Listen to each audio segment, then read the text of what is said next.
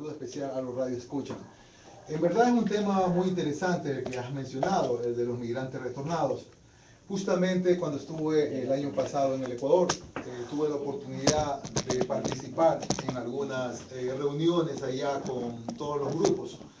Y en verdad se pudo notar de que había un 90% de todos los inmigrantes retornados allá que se regresaban nuevamente a los países de origen. Se regresaban porque no había oportunidades de trabajo y no había oportunidades de que ellos puedan emprender un negocio allá en el Ecuador. Ángel, perdón un ratito. Antes de que siga, disculpa que te voy a interrumpir a cada momento, pero hacerle unas preguntas puntuales, ¿no? A ver, tú como miembro del partido político y en su tiempo, tú nos puedes recordar más o menos qué era lo que el gobierno prometía en su tiempo, ¿verdad? Quisiéramos que nos refresque la memoria en esa parte. Bueno, había algunos planes que decían que había el plan Cucayo, no sé si ustedes se recuerdan, el supuesto homenaje de casa. ¿Qué era el plan Cucayo? ¿Qué era? Bueno, era un plan en el cual si uno llevaba una maquinaria supuestamente o una idea, el gobierno ecuatoriano iba a dar préstamo a esa gente para que ponga su negocio en el Ecuador. Pero ya te digo, estuve en el Ecuador en algunas reuniones y casi el 90% no había obtenido el crédito respectivo. De lo que conocí, solamente una persona había recibido un crédito en el transcurso de 9 años. Mira, se circulaba un video en internet de un señor que había retornado y bueno, había retornado a la ciudad de Loja y que el señor había sido contratista en España y él había retornado con maquinaria y él dijo que había tocado muchísimas puertas y había puesto, como digamos, bastantes aplicaciones de trabajo, había hecho propuestas para adquirir préstamos con el gobierno, pero dijo que que en los 3 o 4 años creo que estaba allí en el Ecuador no había conseguido ni un solo contrato, porque obviamente dice que si no era que le pedían una coima, era una cosa, era otra cosa, que no podía, y uno de las trabas que el señor decía era que dentro de los requisitos para tener un contrato había que tener experiencia, pero no podía, ¿sabes?, tener un registro de trabajo en el Ecuador si la persona había vivido en España. ¿Cómo se solucionó eso, esa parte? Bueno, tengo entendido de que no se ha solucionado absolutamente nada, porque hay una ley que sigue durmiendo desde hace 9 años ahí en la Asamblea, que no ha pasado, que no ha sido aprobada, que es la ley del migrante. Entonces todo fue una mentira, un engaño. Lastimosamente tenemos que decir eso, lastimosamente. Pero entonces dime una cosa, entonces, ¿cómo es posible entonces que venga aquí la asambleísta Jimena Peña, venga Alex Guamán, venga, ahora hace poco estuvo aquí esta señora, ¿cómo se llama? ¿Te acuerdas cómo se llama la ministra de Migrantes? ¿Perdón? Esther. Entonces, dime, ¿cómo esta gente tiene la cara tan dura de venirnos a mentir? Quisiéramos que nos expliques esa parte. Bueno, es que ya definitivamente, por cuanto ellos están acostumbrados a hacer esa política sucia, dicen lo que le da la gana con tal de obtener el voto del pueblo migrante. Pero bueno, el pueblo migrante parece que ya se ha dado cuenta. Ustedes tienen que haberse dado cuenta cómo muchos compañeros mismos del Movimiento Alianza País nos estamos desafiliando y definitivamente estamos en esa lucha de que todos los migrantes estamos muy decepcionados, no solamente con esa situación de los retornados, sino también con el TPS, en la cual los asambleístas votaron en contra, y también por el gran 4x4 que nos clavaron muy bien con ese impuesto. Espera, bueno, eso de TPS, dejémoslo para un poquito. Si quiero puntualizarte, por ejemplo, cuando tú estuviste en el Ecuador en las reuniones allá con los directivos de Alianza País, dime una cosa, ¿no hubo alguien que denunció, hubo alguien que dijo algo, hubo alguien que llevó pruebas? Tú hiciste eso como buen ciudadano, porque te conozco de mucho tiempo y tengo un altísimo concepto como persona, como ciudadano ecuatoriano, aparte de que quizás no hayamos compartido los ideales políticos, pero mi pregunta es directa, ¿no? Tú llevaste las denuncias, porque en las redes sociales en las redes sociales se ha cuestionado de que nadie ha denunciado, y por eso la asambleísta Jimena Peña, incluso yo un día le pregunté, y me dijo directamente, dígame si denunciaron, tráigame la denuncia para hacer. Mi pregunta es, ¿denunciaste o no denunciaste tú que estuviste en las altas esferas allá en el país? Bueno, como miembro, en ese tiempo, como miembro del Movimiento Alianza País, tenía que ir por los órganos regulares, es decir, ante los directivos primeramente o ante las autoridades, antes de ir a algún organismo del Estado, de control del Estado. Entonces, se denunció muchas de las cosas, pero sin embargo no se hizo con documentos. Inclusive aquí tengo el contrato del Departamento de Estado de los Estados Unidos, tengo aquí el contrato de Masquer, en la cual esto ha sido un atraco a las arcas del Estado, con $6.408.000. Y eso es uno solo. Este es un solo contrato que lo conocemos, y no sabemos el otro contrato que lo hicieron por debajo de la mesa. Señora Gila, muy buenas noches, ¿no? Buenas noches. Juanito Pérez le saluda.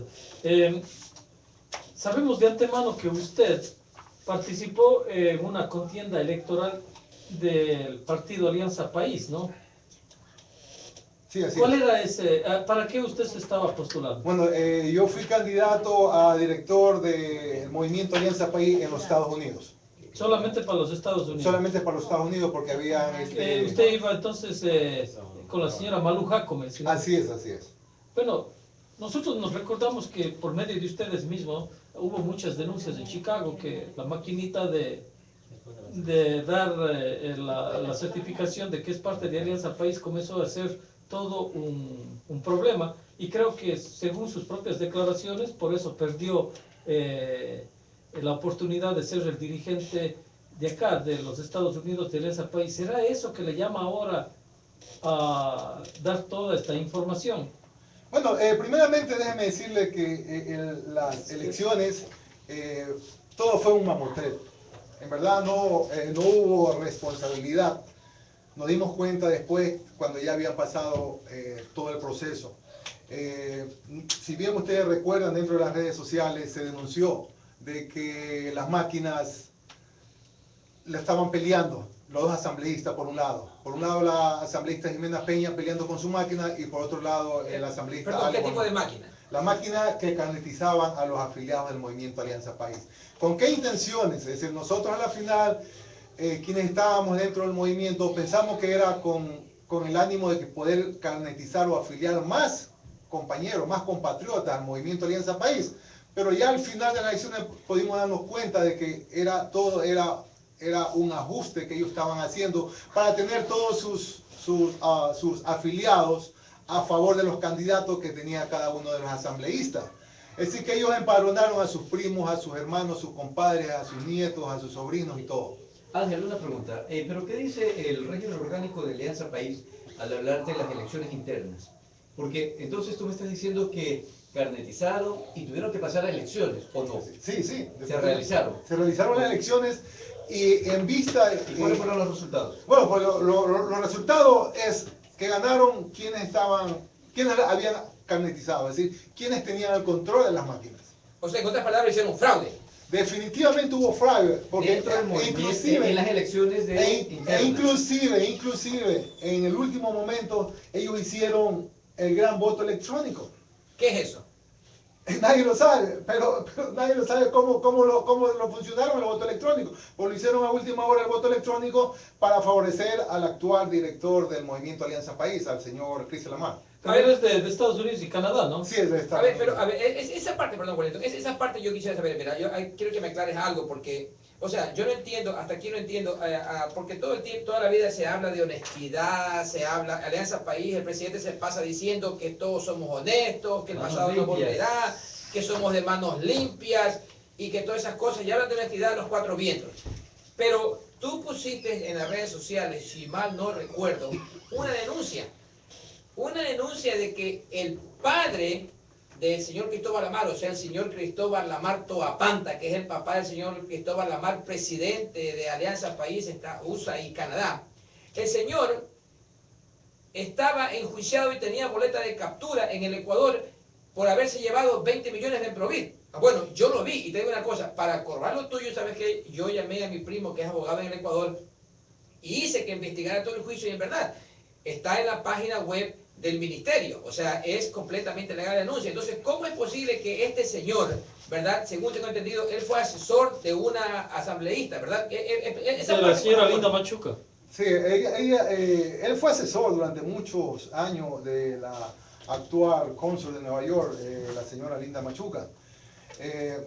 Y él también perteneció a la partidocracia. Es decir, es uno de los motivos en la cual muchos afiliados del Movimiento Alianza País nos estamos desafiliando, porque vemos que no ha cambiado totalmente nada. Están los mismos de la partidocracia, están los mismos de la derecha, están los mismos, los que hacen amarre, los que hacen fraude, los que hacen corrupciones y todo. Y ahora están los hijos, están los viejos, están los hijos. Porque si no veamos nosotros, los Gagliardo. Ahora están los hijos de Gagliardo, que era de la partidocracia. Los hijos de Nicolás Saubando, el mismo hijo de Lamar, los mismos hijos de Lamar, porque el señor Lamar y la hermana también está incluida ahí en esta cuestión. Entonces ahora, es decir, los hijos de los corruptos están involucrados dentro del gobierno y dentro del movimiento. O sea que ya, digamos que los padres usufructuaron, cogieron, se retiraron un poco de la política y ahora salen los hijos como que aquí no ha pasado nada. Exactamente. Entonces, se heredan de uno a otro, parece, estos puestitos, ¿no? Y todo con la venia del gobierno. Y me imagino, ok. Entonces, segunda pregunta, por ejemplo, y de esto me imagino que tiene conocimiento el cónsul de aquí, Jorge López, que parece que es el que maneja todos los hilos de estas marionetas, ¿no? Bueno, él prácticamente es el que maneja, que controla todo. Él es el cacique de todos los corruptos que están acá involucrados, acá en Nueva York y New Jersey. Bueno, quiero recordar una cosa, el programa Nueva York Sin Fronteras no es responsable por las palabras que emita el señor Ángel Agila, ¿no? Todo lo que nosotros vayamos a decir como el señor Kiko Hidrogo, el señor César Carrera, Mechita y el que les habla, vamos a tener una documentación para demostrar que todo lo que estamos diciendo está respaldado. Y para demostrar que esto es algo más que serio, yo tengo videos de mucho de esto que ha pasado. Le pregunté al señor Ángel Agila si de pronto esto era una represalia porque no había ganado. Y quiero hacerle un recuento de la historia porque tampoco vamos a quedarnos solamente en las últimas versiones, ¿no? Recordemos que había el Banco del Migrante, que se hizo de una forma un poco extraña, ya que nosotros teníamos el Banco del Pacífico, no necesitábamos el Banco del Migrante. Lo que acabo de decir, bienvenidos a casa, el proyecto Cucayo, una infinidad de cosas que se venían dando para supuestamente beneficio de la comunidad ecuatoriana en el exterior. Después por ahí apareció el señor Pedro Delgado ofreciendo las acciones de Q2, que también fue algo que no beneficiaba a los migrantes. Después en muchos programas se hizo pretendiendo prestar dinero a los ecuatorianos a través de la Corporación Financiera Nacional, que era al 12% de interés y el 100% de garantía. Todo esto, si ustedes desean, yo tengo los videos, ¿no? Aparte de eso, sabemos que, por ejemplo, la señora Linda Machuca, en el periodo cuando ella nos representó como asambleísta, no presentó ningún proyecto, ni en favor de usted que es migrante, ni de todos sus amigos de Alianza País. Aparte de eso, sabemos que hubo una pelea entre Blanca Ortiz, ¿no?, la asambleísta alterna de Francisco Agó, que fue el ministro del migrante, que también pasó sin pena ni gloria, solamente lo que inauguró fue a través del Ministerio de Deportes. Para darle un poquito de tiempo que me conteste todo esto, hasta ese momento, cuando Blanca Ortiz pide ser la representante ya de los migrantes, hay una grabación en Radio Impacto 2, donde que es entrevistado por el doctor José Elías Rodríguez, donde que dice que está siendo amedrentada, tanto por el cónsul Jorge López en ese tiempo de acá, de la ciudad de Nueva York, ahora allá en New Jersey, como por el exdirector de la CENAMI, que era Pablo Calle. Pablo Calle. O sea, si llegamos hasta ese rato, de ahí tengo muchas más historias de todo lo que ha pasado ahí. ¿En dónde estaba usted, señor Agila? Bueno, definitivamente siempre me había mantenido anteriormente, algunos años atrás me había mantenido como simple observador de todas estas situaciones.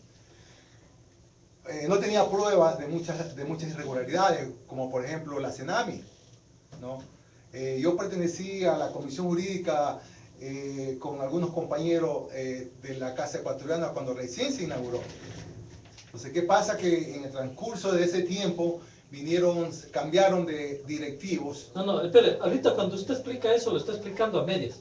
¿Cómo que se inauguró la CENAMI? ¿De qué forma se inauguró la CENAMI? Bueno, o sea, que eso sería interesante saber, ¿no? Porque fue una organización sin fines de lucro a nombre de una persona que estaba trabajando en la CENAMI.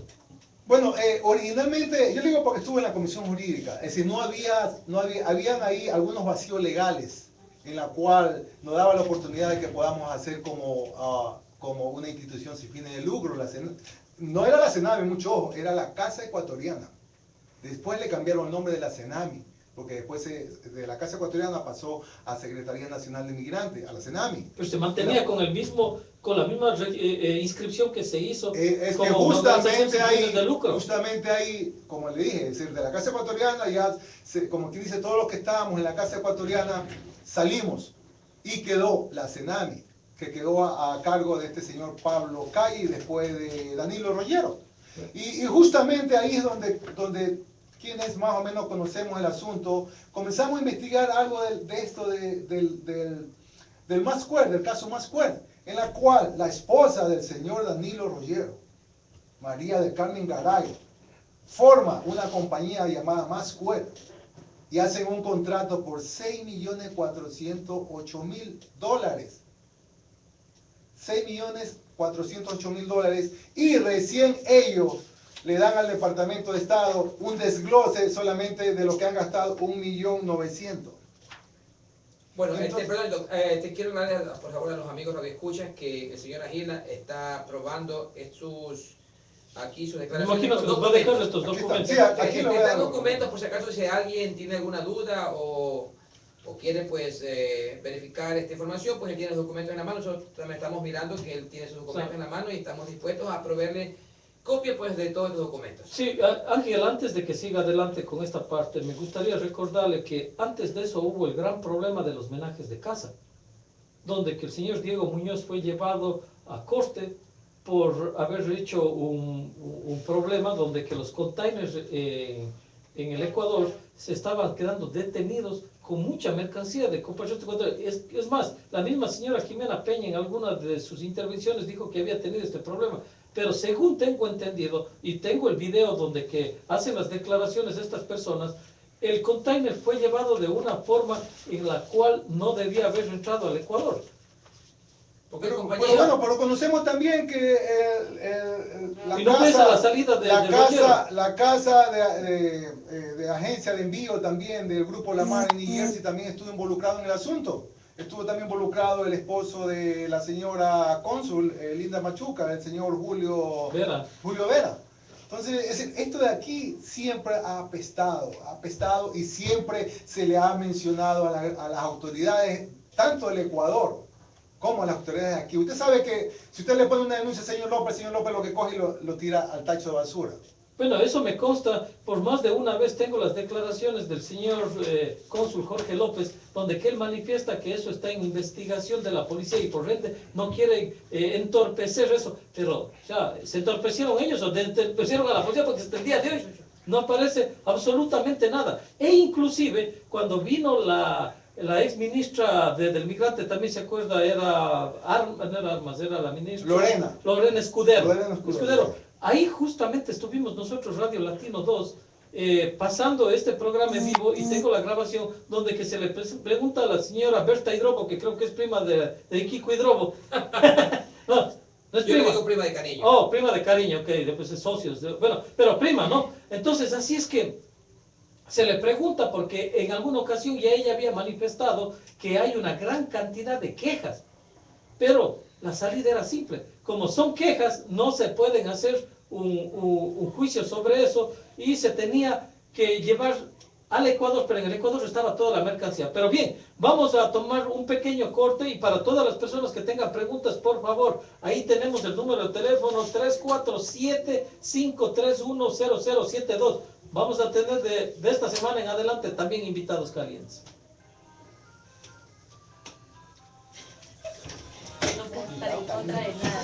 Oiga, cada vez que quiero compartir que me están pidiendo me sale solamente en Facebook. Yo no quiero que me salga solo en Facebook. Quiero mandarlo por WhatsApp, me están pidiendo. Por WhatsApp, ajá. Me puso el setting solo en Facebook, qué coraje, me tienen loca ese WhatsApp. Bueno, Radio Latino 2, seguimos transmitiendo en unos minutos.